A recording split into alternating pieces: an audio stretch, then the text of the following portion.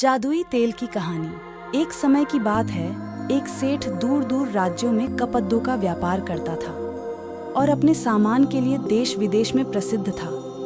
किसी को कैसा भी कपद्दा चाहिए होता, वह सेठ से ही खरीदते थे। अपनी ईमानदारी और कड़ी मेहनत के कारण सेठ के पास जमीन जायदाद, रुपए पैसे की कोई कमी नहीं थी। सेठ का कोई बच्चा नहीं था, केवल एक पत्नी थी जिसे सेठ बहुत प्यार करता था और देश विदेश से अपनी पत्नी के लिए तरह तरह के सुंदर सुंदर उपहार लेकर आया करता था।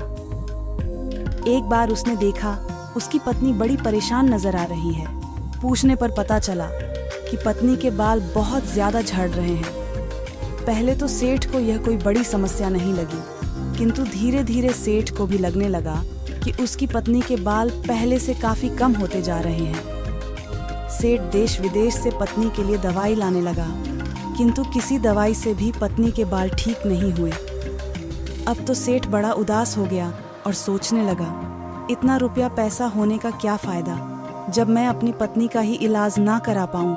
इस बेचारी के बाल इतनी तेजी से झड़ रहे हैं कि एक दिन यह पूरी तरह से गंजी हो जाएगी और लोग मुझे गंजी का पति कहकर बुलाएंगे।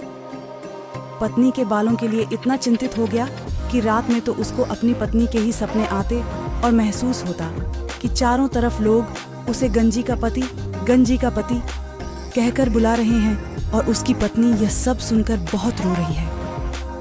पत्नी के बालों के चक्कर में सेठ का मन उसके व्यापार में ना लगता, जिसके कारण सेठ के ग्राहक भी कम होने लगे। यहाँ तक कि वह महीनों से दूसरे नगरों में भी नहीं गया था।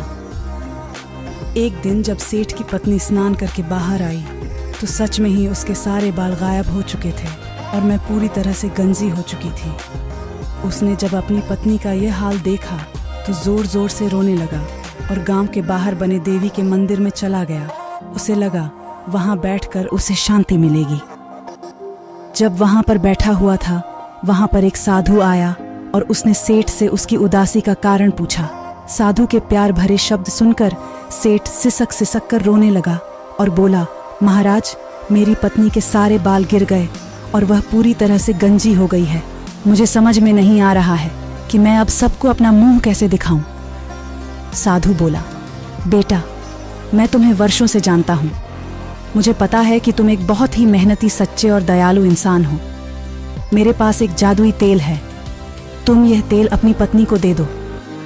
रोज इस तेल को अपने सर में लगाने के बाद तुम्हारी पत्नी के बाल फिर से वापस उग जाएंगे और बहुत ही लंबे हो जाएंगे। किंतु याद रखना, यह जादुई तेल है। इसका काम है किसी भी चीज को बड़ा कर देना, इसलिए इसका प्रयोग सोच समझ कर करना और काम हो जाने के बाद इस तेल को गांव के सरोवर में डाल देना। सेठ बहुत खुश हुआ और साधु से तेल लेकर उसने अपनी पत्नी को दे दिया। पत्नी पति के कहे अनुसार रोज उस तेल को अपने सर पर लगाने लगी। सच ही उसके बाल बड़े लंबे हो गए। किंतु जब वह एक हफ्ते के बाद लौट कर आया तो यह देखकर हैरान हो गया कि उसकी पत्नी उसके सामने नहीं आ रही है। बहुत मिन्नतें और सिफारिश करने के बाद जब पत्नी सामने आई तो वह यह देखकर हैरान हो गया कि पत्नी की जुबान उसके मुंह से बाहर लटक रही थी और वह बड़ी ही भयानक लग रही थी। कारण पूछने पर पत्नी ने कहा, सुनिए, मुझसे बहुत बड़ी भूल हो गई। आपने कहा था कि तेल केवल सर पर लगाना। यह जादुई तेल है, किंतु तेल खत्म होने के बाद तेल वापस कैसे मिलेगा?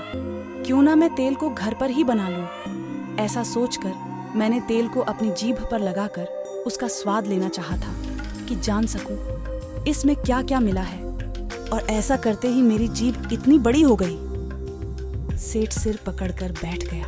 मैं समझ गया कि अब इस समस्या का कोई निदान नहीं। उसके बाद सेठ की पत्नी को किसी ने घर के बाहर कभी नहीं देखा और सेठ अपनी पत्नी की मूर्खता के कारण पूरे जीवन एक इतनी लंबी जीभ वाली पत्नी के साथ जीता रहा।